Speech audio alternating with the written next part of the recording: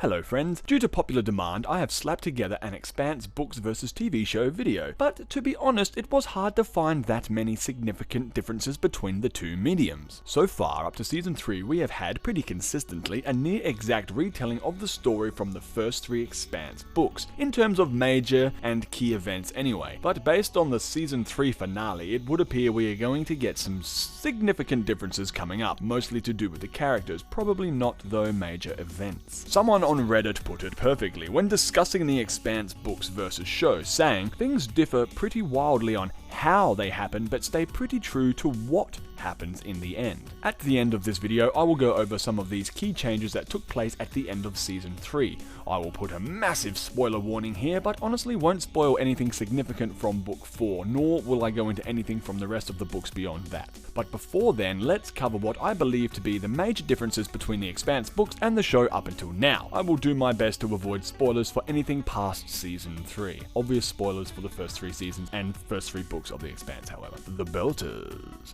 For me, this is the #1 biggest difference so far between the books and the show, at least in terms of the world itself, not so much the story and characters. In the books, humans born in the belt, as in the main asteroid belt orbiting the sun, are taller and thinner than those of Earth and Mars. They are meant to be at least 2 meters tall and have weak, brittle bones from growing up in low gravity. Due to this, they suffer in higher gravity worlds such as Earth and cannot survive there very long. We see this briefly in season 1 when we see a belter being subjected to gravity torture. In the show, belters are all different sizes and bear no real physical differences from any other human. They are still, however, subjected to the prejudice of being a belter, and they have the funny language and the other traits and skills just like in the books. It's just the physicality that is wildly different between the books and the show. Given the logistics of making a show, the budget, the casting and so on, it's really no surprise as to why they skipped over the physical traits in the show. I mean, imagine trying to find a ton of decent actors who are all like 2.5 meters tall. I mean, come on, it's just not practical. Seeing as we are on physical traits, let's talk about one of my favorite characters, Bobby.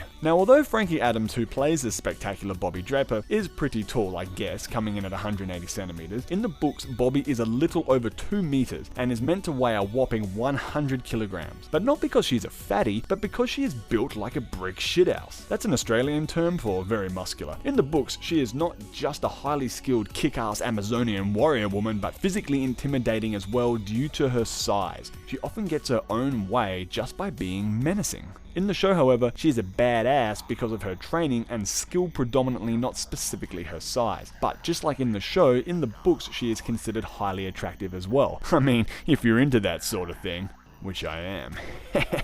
What a babe.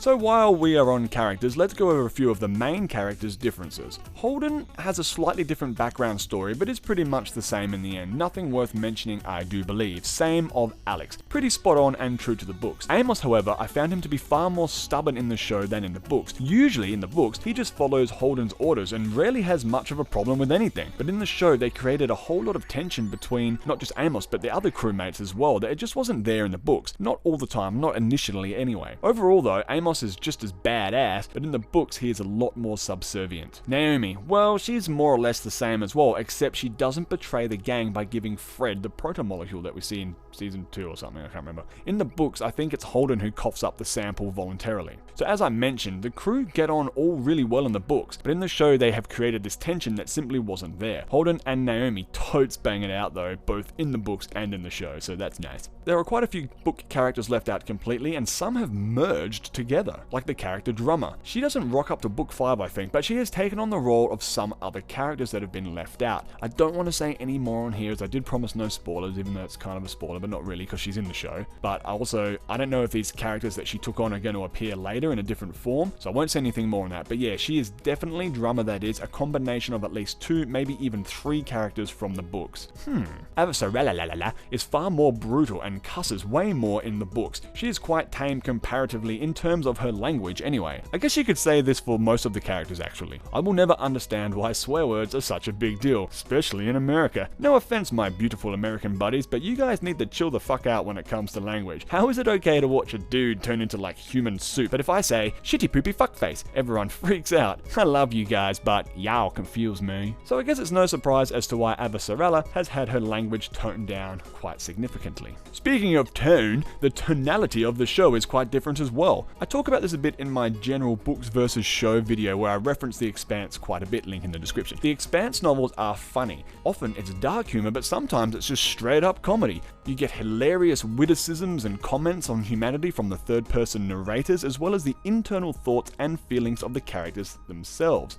Often they are quite humorous. This doesn't translate on screen narration, I guess, as it appears that the producers have decided to make the show a lot darker and grittier. Don't get me wrong, the books are brutal, perhaps even more brutal than the show, but the show does have an overall darker tone. So now let's talk about the books and the show seasons, how they line up. Season 1 was about 2/3 of book 1, with some book 2 characters sprinkled on top to add some spice to the stew. Season 2 was the rest of book 1 and about 2/2 of book 2. Season 3 was the rest of book 2 and all of book 3, it would seem. So right now, the books and the show seasons have all lined up nicely. There has been some later book elements seeded in seasons 1, 2, and 3. I absolutely cannot go into detail about that without massive spoilers, but let's just say they have taken something, set some things up for the long run, which is something you can do when you've got 7 or whatever books at your disposal. You can really plan this show out and put in little Easter eggs that you'll pick up maybe on the second or third viewing, so that's pretty exciting, but I can't go into more detail.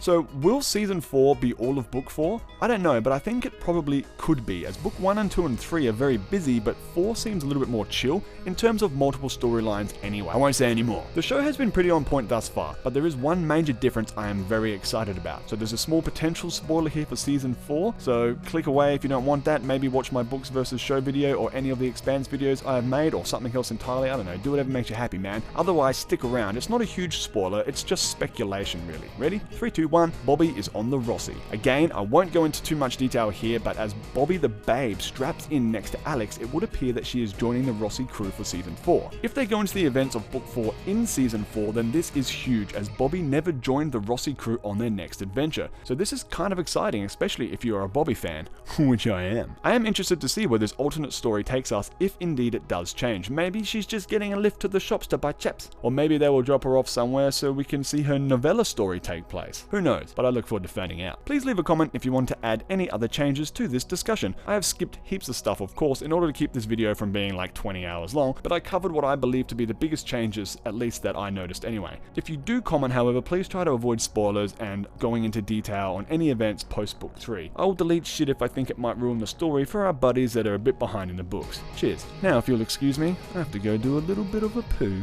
Thanks for watching, guys. Be kind and be sexy.